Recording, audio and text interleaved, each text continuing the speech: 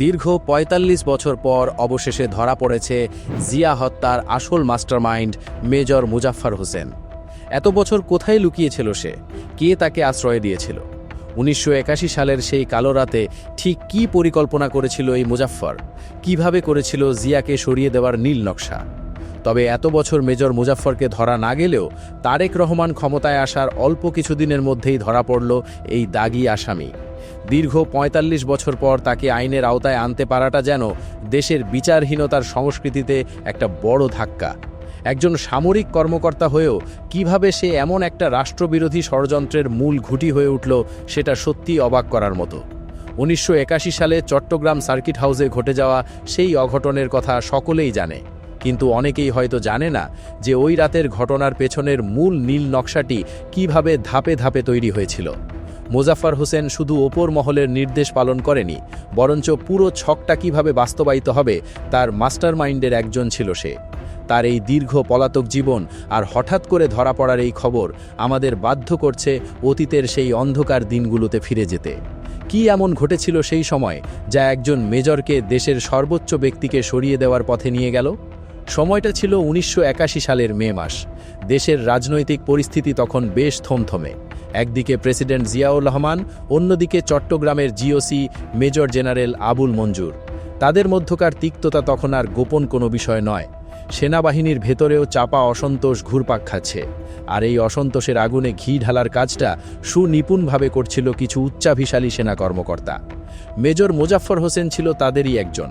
General মঞ্জুরের কাছের মানুষ হিসেবে পরিচিত এই মুজাফফর বুঝতে পেরেছিল বড়সড় পরিবর্তন আসতে যাচ্ছে, আর সেই পরিবর্তনের ঘেউয়ে গা ভাসিয়ে নিজের অবস্থান পোক্ত করে নেওয়ার এর চেয়ে ভালো সুযোগ আর হতে পারে না। সে গোপনে অন্যান্য বিক্ষুব্ধ অফিসারদের সাথে যোগাযোগ বাড়াতে থাকে। নির্দেশনার বাইরে গিয়েও মুজাফফর নিজের মতো করে আলাদা নেটওয়ার্ক তৈরি করছিল। কে কোন দিকে থাকবে, কার দায়িত্ব কী হবে, এই সব কিছুর প্রাথমিক নকশা তার মাথায় তখন থেকেই ঘুরপাক খাচ্ছিল। চট্টগ্রাম সেনাবাহিনীর ভেতরে তখন রাতের বেলায় চলছিল অন্যরকম ব্যাপার। দিনের আলোয় সবাই স্বাভাবিক ডিউটি করছে, প্যারেড গ্রাউন্ডে ঘাম ঝরাচ্ছে, কিন্তু রাত নামলেই শুরু হতো গোপন বৈঠক।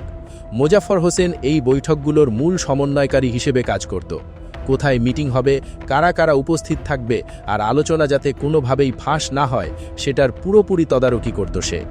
রাতে সেনাবাহিনীর নির্দিষ্ট কিছু বাংলোতে জড়ো হতো বিদ্রোহী অফিসাররা। ঘরের আলো নিভিয়ে কিংবা ভারী পর্দা টেনে চলত ফিসফিসানি। মুজাফফরের দায়িত্ব ছিল মূলত ফিল্ড লেভেলের জুনিয়র অফিসারদের ব্রেইন ওয়াশ করা। তাদের বোঝানো হতো বর্তমান সরকার সেনাবাহিনীর সাথে বেইমানি করছে, দেশের অবস্থা চরম খারাপের দিকে যাচ্ছে এবং প্রেসিডেন্টকে সরিয়ে দেওয়া ছাড়া আর কোনো পথ খোলা নেই। দিনের পর দিন এই কথাগুলো তাদের মাথায় ঢুকিয়ে তাদের প্রস্তুত করা হচ্ছিল অ্যাকশনের জন্য। শুধু কথায় চিড়ে ভেজে না। তাই মুজাফফর ঠান্ডা মাথায় ছক কষতে লাগল।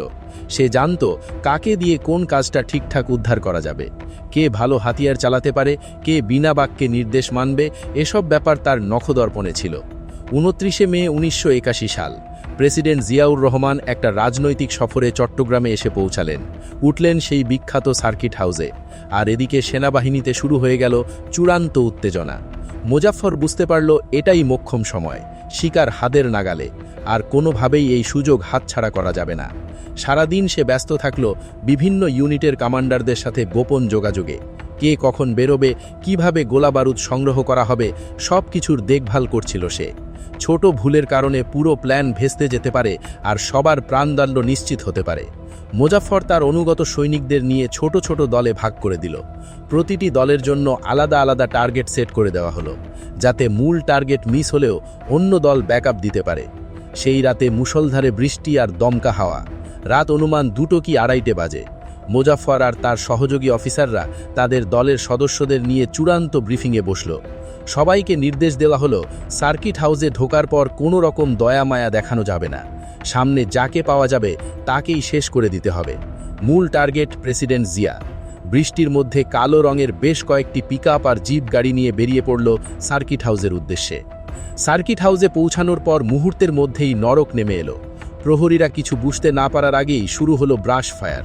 বৃষ্টির শব্দের সাথে মিলেমিশে একাকার হয়ে গেল গোলাবর্ষণের শব্দ। মুজাফফরের দল মূল গেট ভেঙে ভেতরে প্রবেশ করল। তাদের টার্গেট ছিল প্রেসিডেন্ট জিয়ার রুম। করিডর ধরে এগোতে এগোতে তারা এলোপাথারি বুলেট ছুটতে লাগল। অন্ধকারে কে কোথায় আছে বোঝার উপায় নেই, শুধু ফ্ল্যাশ লাইটের আলো আর বারুদের ঝিলিক। মুজাফফর তার দল নিয়ে সোজা অপরের দিকে উঠতে শুরু করল। প্রেসিডেন্ট জিয়া যখন শব্দ শুনে রুম থেকে বেরিয়ে এলেন, তখন তার সামনেই দাঁড়িয়েছিল ঘাতকরা, আর সেই ঘাতকদের সারিতে একেবারে সামনের দিকেই ছিল মেজর মুজাফফর। কিছু বুঝতে না পারার আগেই ঝাঁঝরা করে দেওয়া হলো রাষ্ট্রপতির বুক। মেঝেতে লুটিয়ে পড়লেন তিনি। মুজাফফর দ্রুত ঘটনাস্থল ত্যাগ করার নির্দেশ দিল। Mission successful. পরদিন সকালে যখন রেডিওতে এই খবর শোনা গেল, তখন সারা দেশে শোকের ছায়া নেমে এলো। তবে বিদ্রোহী অফিসারদের হিসাবে গোলমাল হলো। তারা ভেবেছিল দেশের ক্ষমতা তারা বিনা বাধায় দখল করে নেবে, কিন্তু ঢাকা থেকে কড়া নির্দেশ গেল কঠোর হাতে বিদ্রোহ দমনের।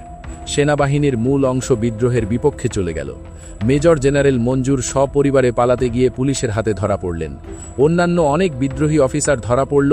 কোর্ট মার্শালে তাদের দ্রুত বিচার হলো, কিন্তু সবার চোখ ফাঁকি দিয়ে একেবারে জাদুর মতো গায়েব হয়ে গেল মেজর মুজাফফর। সে জানত যে ধরা পড়লে তারও প্রাণদণ্ড নিশ্চিত, তাই ঘটনার পরপরই পরিস্থিতি বেগতিক দেখে সে আন্ডারগ্রাউন্ডে চলে যায়। সেনাবাহিনী থেকে কিভাবে সে সাধারণ পোশাকে বেরিয়ে গেল, কিভাবে সে বর্ডার পার হলো, কারা তাকে এই কাজে লজিস্টিক সাপোর্ট দিল, সেটা আজও এক রহস্য। চারিদিকে চিরুনি অভিযান চলার মধ্যেও সে যে অত্যন্ত সুকৌশলে নিজের সব চিহ্ন মুছে ফেলেছিল, তাতে কোনো সন্দেহ নেই। পলাতক জীবনের এই ৪৫ বছর মুজাফফরের জন্য মোটেও সহজ ছিল না।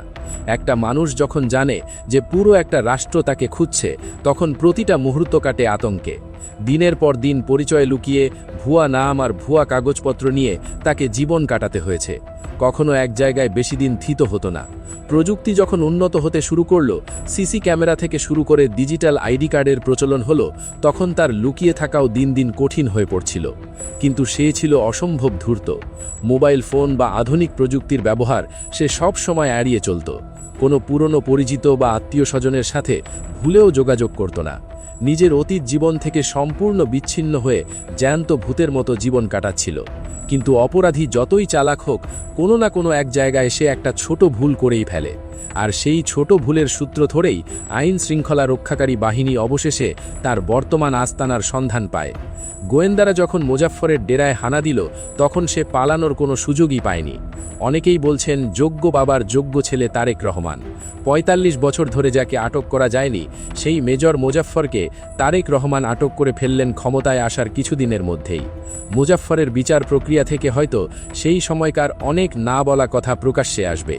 বেরিয়ে আসবে আরও অনেক গোপন তথ্য, আরও অনেক রাঘব বোয়ালের নাম, যারা হয়তো এখনও দেশে বা বিদেশে সাধারণ মানুষের মধ্যেই লুকিয়ে আছে। এই পুরো বিষয়টি নিয়ে আপনাদের কি মনে হয়? আপনার মূল্যবান মতামত জানিয়ে দিন আমাদের কমেন্ট সেকশনে।